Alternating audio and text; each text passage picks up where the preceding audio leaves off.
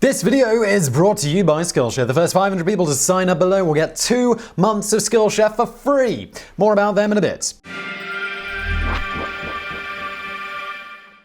In the hilarious rockumentary This Is Spinal Tap, released in 1984, Spinal Tap guitarist Nigel Tufnel proudly boasts of his Marshal amp. This is a top to what we use on stage, but it's very, very special because, if you can see, the numbers all go to 11. Look, right across the board. 11, 11, 11. Why this is so special is, of course, because unlike mere mortal amps that only go up to 10, as Tufnel states, it's one louder, isn't it? Since then, the idea of turning things up to 11 has bled into pop culture, but as it turns out, people were doing this long before Spinal Tap came onto the scene, both indirectly turning something up to 11 and the more cliched way to say the same thing, giving 110%. With regards to the latter, who exactly first got the bright idea to make 110% the gold standard for maximum effort isn't clear, but around the early 20th century, usage of 110% in this way went from seemingly a non-existent utterance in the 19th century to ubiquitous within the span of just a few decades. For example, consider this excerpt from the November 28, 1919 edition of the Palm Beach Post. It was Artemus Ward who once made the assertion that he was compounding a medicine to cure certain ailments and called attention to the fact that his formula contained 110% while all other medicines in the world held but 100%. Unfortunately, where the 19th century humorist Artemus Ward, aka Charles Brown, is said to have said this isn't clear, as none of his written works seem to have had this phrase. Whatever the case, around this time we have countless other references to the same type of thing, generally associated with either patriotism or sports. For example, consider this excerpt from the June 16, 1920 edition of the Jackson Daily News out of Mississippi. Let our American friends be 100% American all the time. This does not prevent me being 110% Scotch, and I hope it will never prevent any of us from realizing that a real union of hearts, aims, and aspirations between the two leading nations of the world can only lead to 100% happiness and prosperity for both. This all brings us to the first instance we could find of anyone actually explicitly wishing to turn something up to 11 instead of saying 110% for maximal performance. This appears to come from a March of 1948 edition of Popular Mechanics, where they interview a locomotive engineer working for the Chesapeake and Ohio Railway. The subject of the article was the newly built steam-electric C&O No. 500 locomotive made by Baldwin Locomotive Works. Among other gems from that piece include extolling the virtue of coal/steam power instead of diesel, as, to quote the designers, oil reserves may suffice for only 25 to 30 years at present consumption, while our coal reserves are good for 2,000 years. As for turning it up to 11 during their conversation, the engineer explained to the interviewer that while in theory the train should be able to go in excess of 100 miles per hour, nobody actually knew what the locomotive's top speed was because of local speed limits on the railroads. During a trial run with the interviewer, the article then notes, "By now the 500 is in the open country and you can look at the speedometer. The needle is hovering around 75 miles per hour. That's the speed limit here," and the engineer takes his hand off the throttle. It's on the 7th notch. The engineer grins. "Sure like to be able to pull it back to 11, he says. You see, it turns out the C&O No. 500 had a throttle that went up to 11. As to why, this isn't explained anywhere, though perhaps because the designers chose to use a 1 instead of a 0 base system, as the 1 setting was idle on this train with 10 speeds beyond that. So next, we move on to music and Les Paul. In the early 1970s, Les Paul had a hand in creating what would later be dubbed the ultimate Gibson Les Paul guitar, the Gibson Les Paul recording model. Paul's intention was for the instrument to offer guitarists an unprecedented amount of control over the sounds that they produced, thanks to the equipment that was built into the guitar itself. He particularly targeted features commonly used by studio guitar players. Towards this end, Paul made sure that the guitar featured a baffling array of options for the discerning guitarist via various knobs, dials, and switches. The dial most pertinent to today's topic is the so-called decade switch, which, if interviews we read are to be believed, modified the treble harmonic sound from smooth and silky to biting. For those who really wanted extra bite, you could indeed turn this up to 11. It's not clear why Les Paul did this instead of the more traditional 0 to 10, and we couldn't find any interview anywhere of him explaining it, though we found several in which Paul extols the virtues of this guitar, which apparently was his favorite to play all the way up until his death in 2009. Clearly ahead of its time with its ability to turn something up to 11, according to Gibson, the Les Paul recording model was not well received and suffered from limited sales before being discontinued about 8 years after its creation, which just so happened to be around the same time that This Is Spinal Tap was first being sketched out.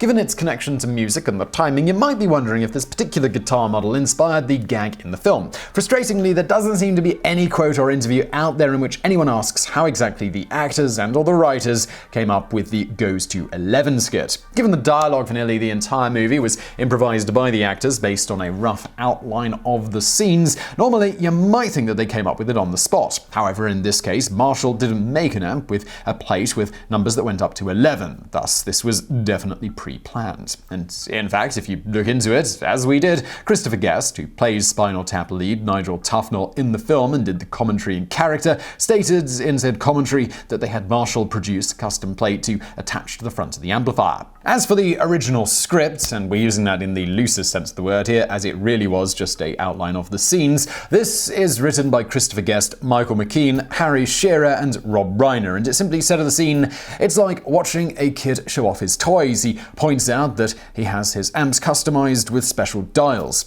Unlike most amps whose highest volume level is indicated by a 10 on the dials, Nigel's dials go up to 11. However they came up with the idea, Marshall reportedly had no intention to mass-produce the plates and in no way anticipated the popularity of the meme, which saw them being caught out when famous and not-so-famous guitarists across the world began requesting amplifiers that simply went up to 11, just like in the film. According to legend, whether true or not we couldn't verify, one of the first big-name artists to request such an amplifier was Eddie Van Halen, who, upon seeing the film, immediately called Marshall to request such an amp. A request the company were apparently happy to comply with because, well, he's Eddie Van Halen. As for more regular guitar players, Marshall did begin making plates similar to the one used in the film so that amp owners themselves could make it look like their amps went up to 11. The company later began releasing amplifiers with volume knobs that went all the way up to 20 and actually got Guest to reprise his role as Nigel Tufnel to advertise one of the earliest such amps, the Marshal JCM 900.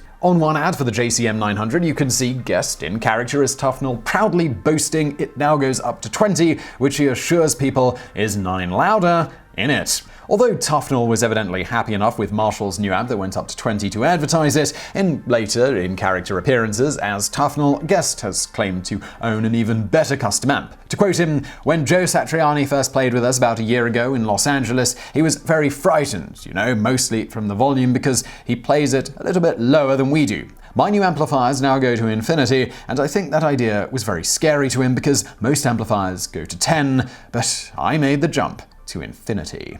According to Tufnel, this amp was custom made by Marshall just for him, and since it's not technically possible to create an amp that is one louder than infinity, he still gets to claim to play the loudest amp in the entire world, despite many people at that point having purchased amps that were capable of going not just to 11, but to 20. And speaking of turning things up to 11, you can turn your skills up to 11 with Skillshare, and I want to tell you about them before we get into the bonus facts today. My question to you has to be, have you got Skillshare yet? Because I've talked about them a lot on this very channel, and if I keep talking about them, it means that you guys check them out and they keep paying me, so logically, it means that you like them, and it's good, and I can confirm that it is good. So look, maybe you haven't got Skillshare yet, and you are a totally skillless individual, and that's a great shame, because there are 30,000 courses on Skillshare for you to level up your design, business, video, social media, or just whatever skills you like. Me, I've taken video production courses. I even took a course on how to go viral, which I was very skeptical about, but it's actually legit. Lately, I've been on a bit of a productivity binge. I want to squeeze out as much as possible from every day. There's a great course by a chap called Thomas Frank, who's also a YouTuber, by the way, on getting more stuff done in a day. It's great stuff and it's worth checking out. But yes, Skillshare, just go check it out. You'll like it. It's also free for 2 months, so there's that. And if you don't like it, it's no big deal. Just cancel it. That's totally fine. You can support Today I Found Out by supporting Skillshare. It's a good thing to do. There's a link below, 2-month trial for the first 500 people who click. And let's get into those bonus facts. Speaking of fake Hollywood bands that ultimately turned into the real thing in some respects, the Monkees were huge fans of Jimi Hendrix before he really made it big, so they invited him to open for them on tour. This, however, didn't go over very well with the Monkees' fan base. His performances at these shows were often cut short, with the audience booing or chanting for the Monkees until he got off the stage. As a result of this, he asked to leave the tour. In order for him to get more media attention from the break, the Monkees claimed Hendrix was forced to leave because his performances were lewd and indecent. And now for another bonus fact. Jimi Hendrix joined the army not because he wanted to be a soldier, but because he didn't want to go to jail. He was arrested for riding around in stolen cars twice, and the second time they told him that he could spend 2 years in prison or join the army. He chose to enlist in the army and was assigned to the 101st Airborne Division. This didn't last long though, as he was constantly getting in trouble for sleeping while on duty and disregarding the rules and regulations. His commanding officers finally requested that he be discharged, which he was. Before this discharge came through though, Hendrix supposedly pretended to be gay to try and get out of the military. This is according to Charles Cross's biography on Hendrix. However, he was unsuccessful. On that note, in the song Purple Haze, Hendrix has a line, "Excuse me while I kiss the sky." This gave rise to some people misinterpreting the lyrics as "Excuse me while I kiss this guy." As a result of this, Hendrix reportedly would later occasionally sing the latter line in his actual performances because he thought it was funny. And now for another bonus fact. Speaking of phenomenal guitar players and connections to actors, one of Stevie Ray Vaughan's first bands when he was 14 years old was Cast of Thousands. This band's lead singer was none other than future actor Stephen Tobolowsky, who has appeared in Heroes, Glee, CSI, Miss Congeniality 2, Sneakers, Kingpin, and Groundhog Day, among literally hundreds of others. Incidentally, Tobolowsky passed up on the role of Al in Home Improvement. At the time, his wife was pregnant and they didn't have much money. They offered him $16,000 per episode to play that role, which he was excited to take until they told him that the pilot might not be filmed for 6 months, but their contract had a stipulation that he'd have to be exclusive to the show while working for them, which meant he might only get paid $16,000 during a 6-month span for one episode and maybe nothing after it if the show wasn't picked up. Thus, with his child on the way, he turned down the role and took a few minor movie offers. It all worked out though, with some of the roles he took during the Home Improvement run launching his career as a staple guest star type actor, including his role in Groundhog Day. And now for another bonus fact. Ever wonder how Eric Clapton got the name Slow Hand? Well, want to know more? When most guitar players break a string on stage, a roadie will typically bring them another guitar and fix the string on the old one off stage. Clapton, on the other hand, had a practice of standing on stage and replacing and tuning the string in front of the audience. While he was doing this during one particular performance, the audience gave him a slow clap or a slow hand until he had fixed it and was ready to play again. This slow hand clap eventually became a thing in his performances. According to Clapton, the guy who managed the Yardbirds, Giorgio Gamelski, gave him the nickname of Slow Hands from this. He coined it as a good pun. He kept saying I was a fast player, so he put together the slow hand clap phrase into slow hand as a play on words. And now for another bonus fact. During his college years, Leo Fender, founder of Fender Guitars, studied to be an accountant while pursuing electronics as a hobby, though never taking any electronics courses. For quite some time after graduating, Fender worked as an accountant. However, after losing his job due to the Great Depression, he opened the Fender Radio and Record Shop in Fullerton, California, where he was able to combine his love of music and tinkering with electronics. Initially, part of the service he offered at his shop was amplifier repair. This led to Fender designing and building his own amplifiers to get around many of the design flaws that he found in existing amplifiers. He later went beyond amplifier design and repair and moved on to instrument design itself. On that note, despite designing the first commercially successful solid-body electric guitar, the Telecaster, designing the most influential of all electric guitars, the Stratocaster, and inventing the solid-body electric bass guitar, the Precision Bass, Fender was not a musician and he couldn't himself play a lick of guitar. As such, he had to bring in musicians to properly test out the prototypes of his guitars. So I really hope you found that video interesting. If you did, you know what to do. Please do hit that thumbs up button below. Don't forget to subscribe and don't forget to check out Skillshare. There is a link below.